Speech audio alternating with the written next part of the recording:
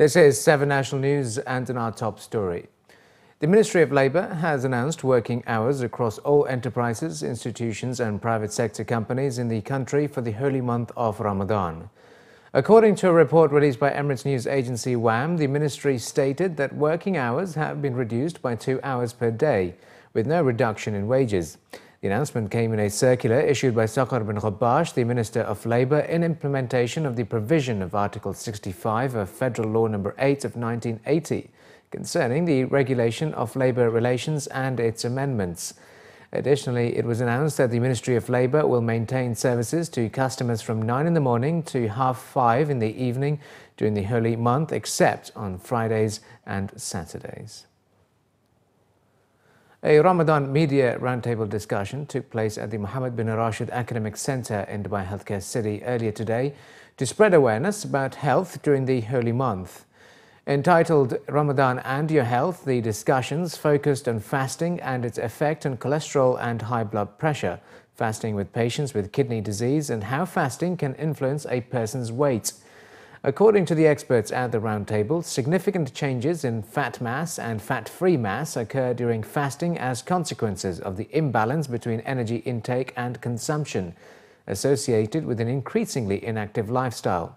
They stress that fasting is theoretically a great opportunity to adopt a healthy lifestyle and dietary habits, which can lead to weight loss, better control of diabetes and its complications, and perhaps other biochemical changes associated with metabolic syndromes. Fasting also has different impacts on different individuals. These variations highly depend on daily nutritional habits and the season that Ramadan occurs in. Additionally, they shared some advice about the best practices during the month and how to really enhance the benefits of fasting, both for the body and the mind. Most important is to avoid overindulging, specifically continuous eating from Iftar till Sahur. It's very important to divide those meals into one Iftar, one Sahur, a small snack in between, or a dinner if the Iftar was little. And very important as well to be able to maintain a healthy sleeping hours as well. At least 6 hours, because this will provide you with a better energy during the day. I think one important issue is you're fasting for 15 hours, your body starts to make the changes which will probably benefit your body in the long term. And then when you break your fast, you do completely the opposite and you turn your iftar and your sahur in a phenomenal feast, if you like.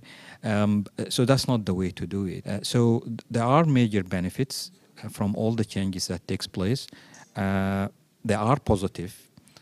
They do reflect positively in reducing heart disease events and heart disease risk. But if we do really apply it in a sensible way. It negates the spirituality of the month that you do something half from yourself. And I think patients ought to do that, but with supervision, a patient will be able to know exactly whether fasting is going to turn into a healthy experience or it is going to be harmful. And I think physicians will not hesitate in telling patients if the fasting is not a favorable situation.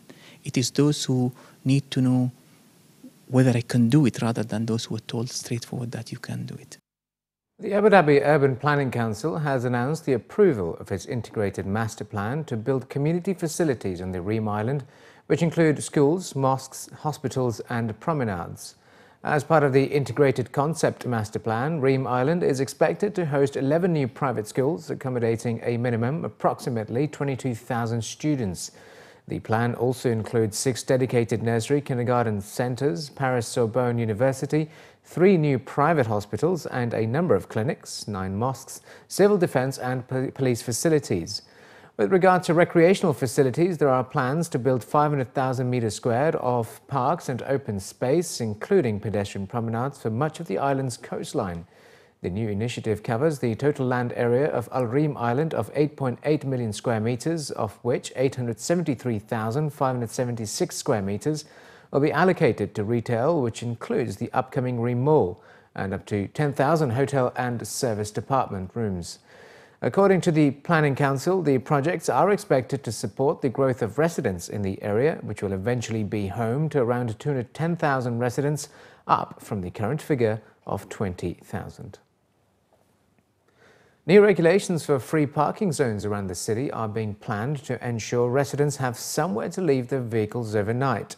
As part of a scheme being piloted in Mankhul by the Roads and Transport Authority, a new Green R or reserve permits will be issued to residents.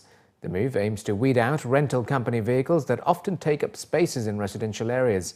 Additionally, as part of the scheme, a 200 dirham fine will be imposed on owners of vehicles without the R card, occupying non-paid parking overnight zones. The R card will be issued to owners and tenants depending on the size of their house or flat.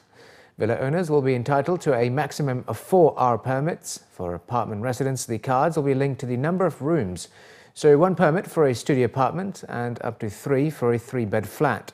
If the plan succeeds in Mankhul, it will be applied in other areas such as Al-Badiyah and Horalans. Permits will be registered to the card's plate and will not have to be displayed.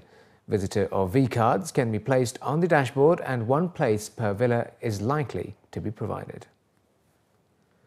The Traffic and Patrols Directorate at the Abu Dhabi Police General Headquarters will distribute 103,000 iftar meals to motorists travelling on the internal and external road in Abu Dhabi, Al Ain and the western region of Al Gharbiyah.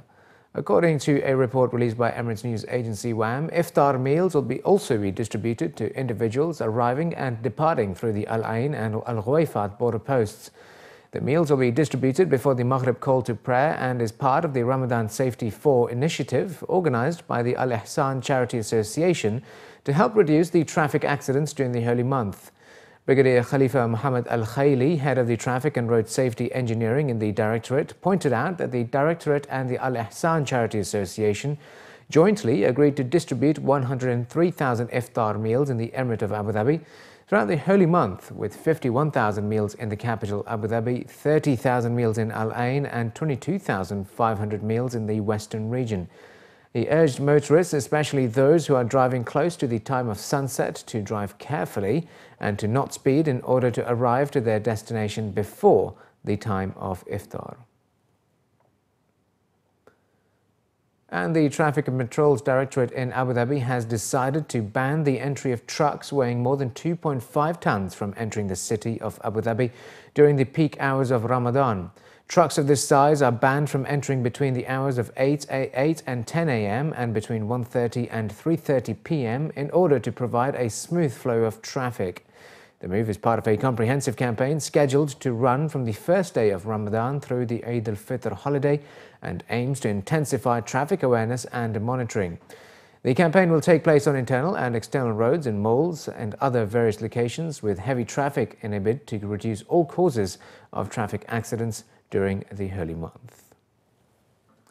And finally, in the bulletin, the top 50 UAE semi-finalists for Season 4 of the Hadafi Women's Entrepreneurship Programme were unveiled at a ceremony held at the In5 Innovation Centre in Knowledge Village last night.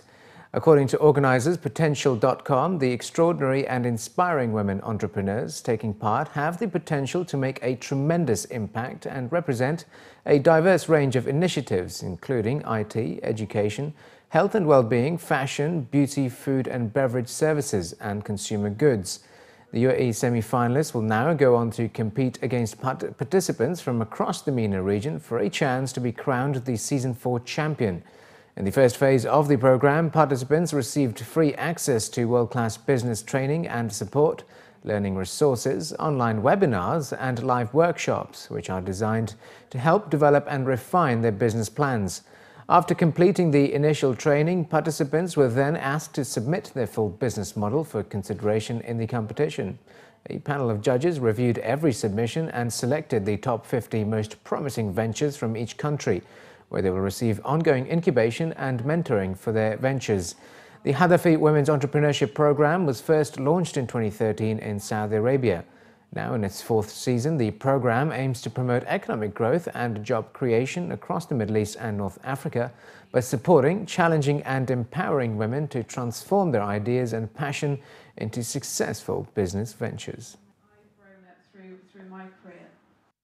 in terms of why we're interested in supporting the Hadafi programme is all, as I say, creating an opportunity for females to express themselves through building an organisation for themselves and really a future for other females. As I talked about in my update to the programme, it's great. We're starting, these people are starting out, building their own companies, and also being mindful about the challenges that they have as they've set up a company and how they build their teams, how they encourage other females to be part of their organisation. The MENA region is witnessing really high rates of unemployment. Amongst those, in these rates, we are seeing very high rates amongst youth.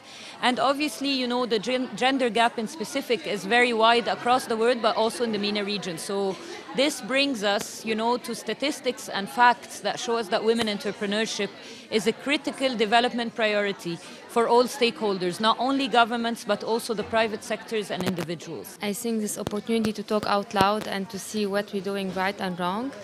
And I would say, yes, very quality networking. And I think in this entrepreneur journey, it's all about getting motivated and motivating others. So it's Hadafi obviously has a good objective, and it's really about whatever knowledge we have, and it's like sharing and educating others through this platform, and it's just like great to be here.